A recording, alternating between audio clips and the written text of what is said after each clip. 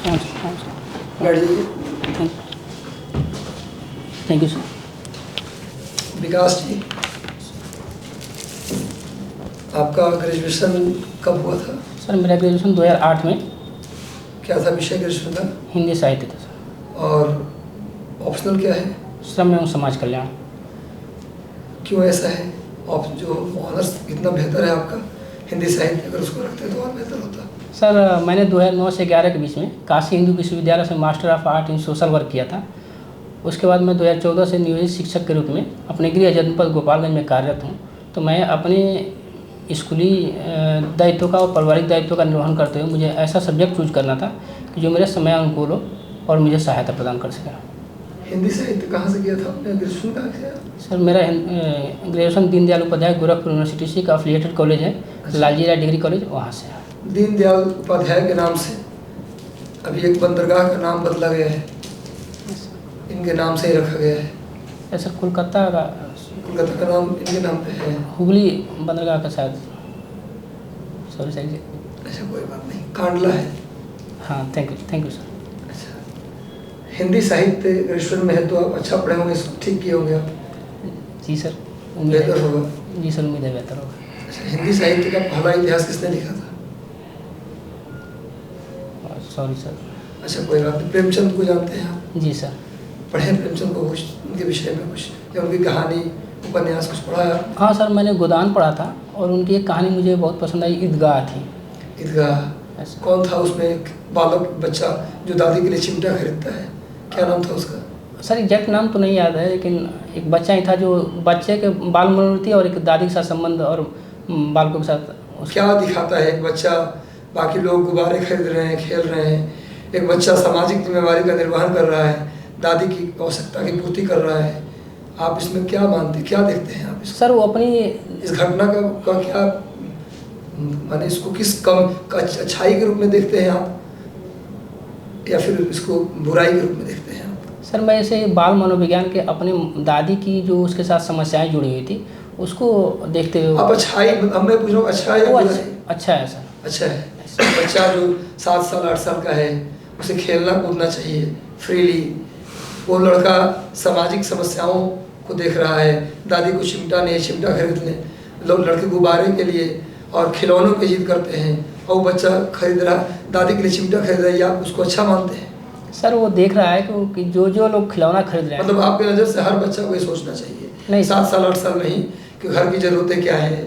नहीं सर, वो बच्चा उम्र से पहले अगर कहें तो सियाना हो गया था अपनी दादी की और परिस्थिति को देखते हुए, और उसको देखा था कि उसकी परिस्थितियों को देखकर सियाना होना बच्चों को जिस उम्र में है उस उम्र की तरफ बिहेव न करना, ये ट्रेजेडी है या अच्छा, ये दुखांत है या सुखांत है, सुख है, दुख है या सुख है? सर इसको दुखांत भी नहीं कहेंगे और सुखांत भी नहीं कहेंगे सर, एक मैच्योरिटी लेवल धीरे धीरे बढ़ती रहती है। अपने 8 साल में मैच्योर हो जाए बच्चा?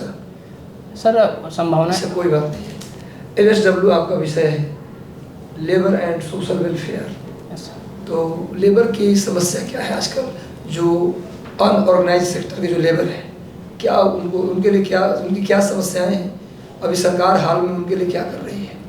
सर उनकी समस्याएं एक तो अनऑर्गेनाइज सेक्टर में होने के चलते हैं उनके हेल्थ की कंडीशन है, मजदूरी की है, कार्य की दशा की है, और साथ ही साथ में जो सोशल सिक्योरिटी जो होते हैं वो उनको नहीं मिल पाता है, और सरकार इनके लिए लेबर कोड जो लाई है उसमें व्यवस्था की हुई है। सर श्रमेव जयते योजना क्या है? श्रमेव जयते योजना के तहत सभी वर्करों का जो असंगठित क्षेत्र में भी है उनके लिए भी एक यूनिक ID नंबर मिलेगा।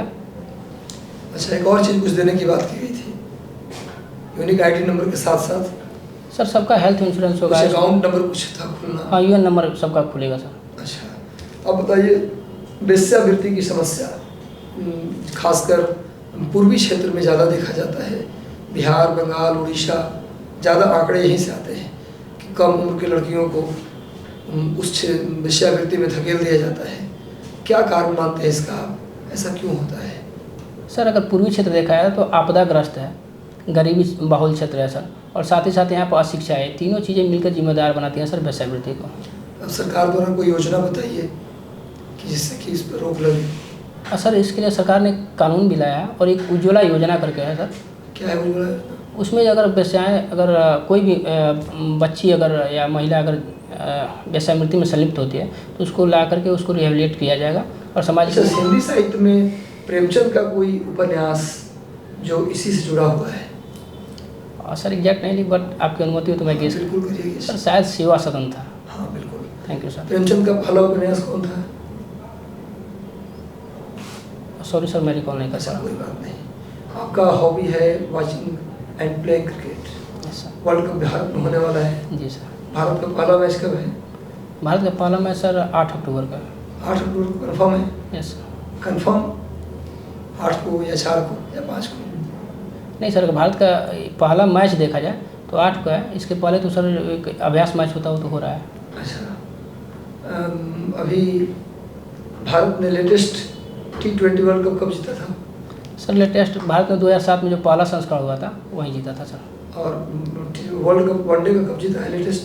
लेटेस्ट 2011 में सर। कौन थे कैप्टन? महेंद्र सिंह धोनी। पहली बार जो वर्ल्ड कप जीता था भारत, तब कैप्टन कौन थे? श्री कपिल देव जी। कपिल देव जी थे। चलिए ठीक है। आपका गृह जिला गोपालगंज। जी सर। अच्छा, गोपालगंज में एक बहुत प्रसिद्ध मंदिर है थावे धाम। यस। तो थावे जो है वो गोपालगंज के कौन से गांव में पड़ता है? थावे एक ब्लॉक है सर। वो थावे उस मंदिर का नाम ही थावे है सर। अच्छा, हथुआ के आसपास है? हथुआ और थावे के बीच में है सर। अच्छा, थावे और हथुआ के बीच में है। बीच में मंदिर है। जी सर। उस मंदिर का निर्माण किन्होंने करवाया था? सर एक्चुअली में निर्माण का तो नहीं पता है, बट उसका ऐतिहासिक कुछ बताइए। हाँ सर, एक चेदी वंश के राजा थे मदन सिंह, तो वो भी दुर्गा जी की पूजा करते थे। और जो चमार थे हरिजन थे, रासू भगत, तो ऐसे रासू चमार के नाम से उनका फेमस नाम है। तो उन्होंने वो दुर्गा जी की पूजा करते थे। तो एक बार ये हुआ कि अकाल पड़ा था वहाँ पे, तो लोगों ने कहा कि रासू भगत हैं वो घास काट के बागों से दौड़ी करते हैं तो उससे चावल निकलती है। तो राजा को लगा कि ऐसे कैसे हो सकता है, सबसे ज़्यादा माता की पूजा तो मैं करता हूँ। तो उन्होंने कहा कि ठीक है बुलाओ उसको। वो आए तो कहे कि ऐसा करो तुम दुर्गा जी को बुलाओ यहीं पे। उन्होंने कहा कि अगर मैं बुलाऊंगा तो सब नाश हो जाएगा। तो कहा देवी के आने पर नाश हो जाएगा, ये कुछ मिथ नहीं लग रहा है?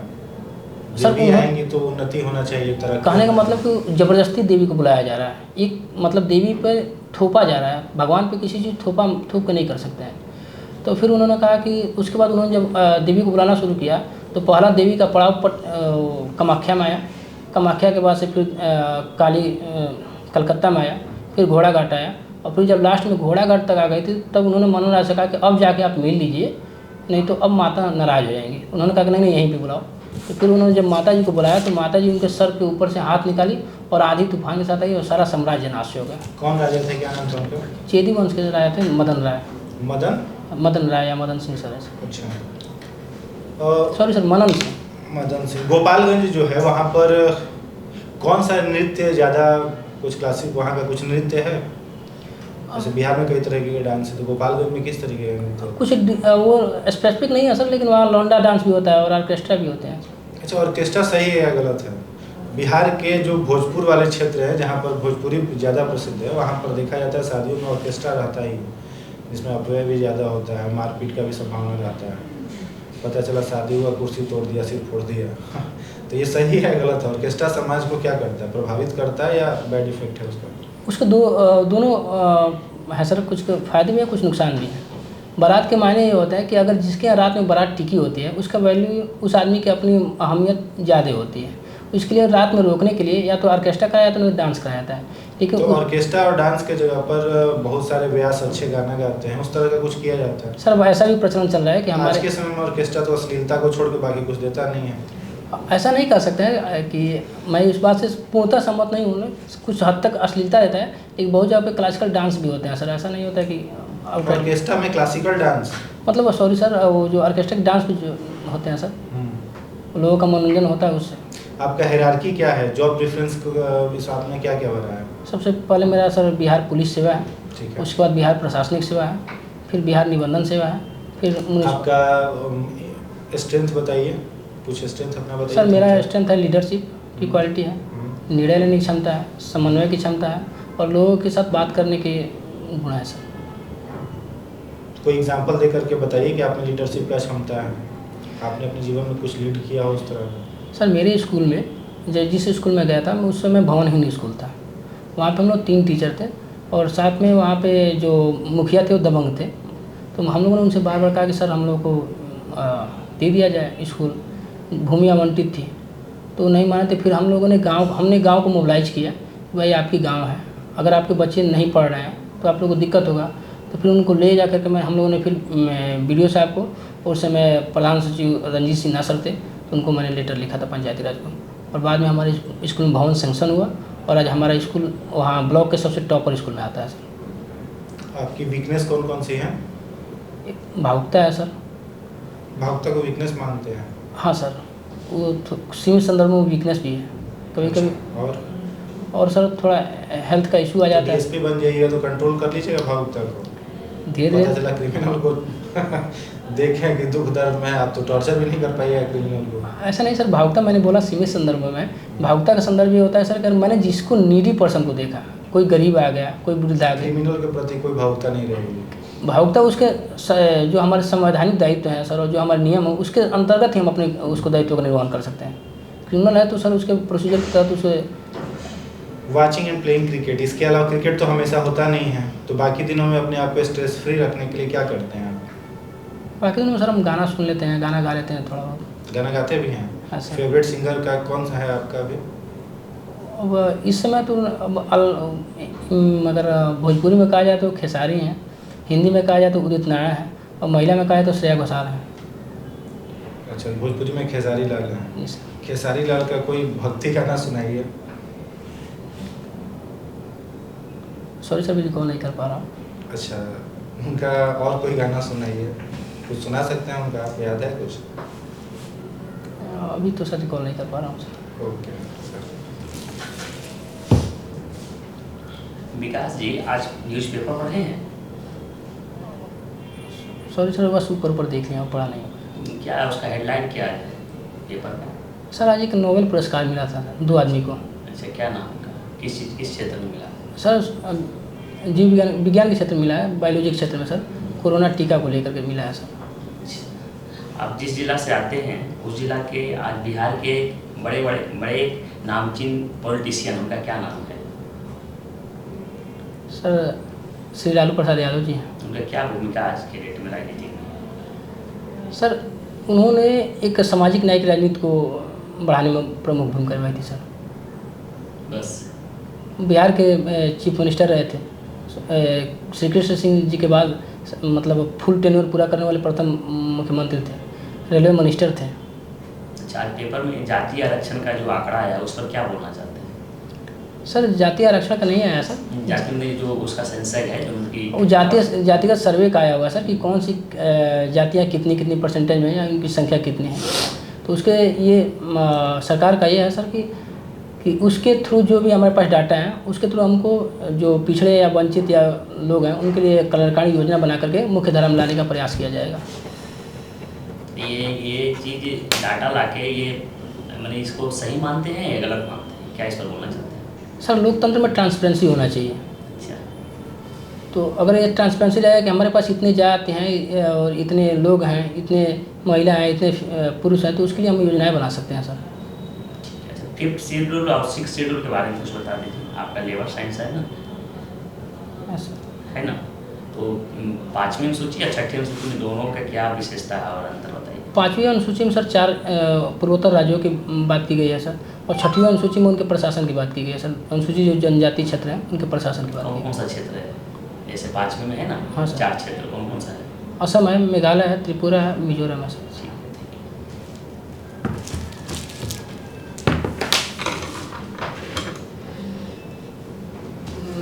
मेंस में कितना उम्मीद कर रहे हैं, कितना आ जाएगा? मेंस में मेरा ये 4था इंटरव्यू है, और 56 से मैं लगातार मेंस दे रहा हूँ, तो मुझे उम्मीद है कि मेरा 500 तक आ जाएगा। मुझे इंटरव्यू में कोई कमी आपका ज़्यादा नहीं लगा। कोई कमी नहीं। इंटरव्यू को लेकर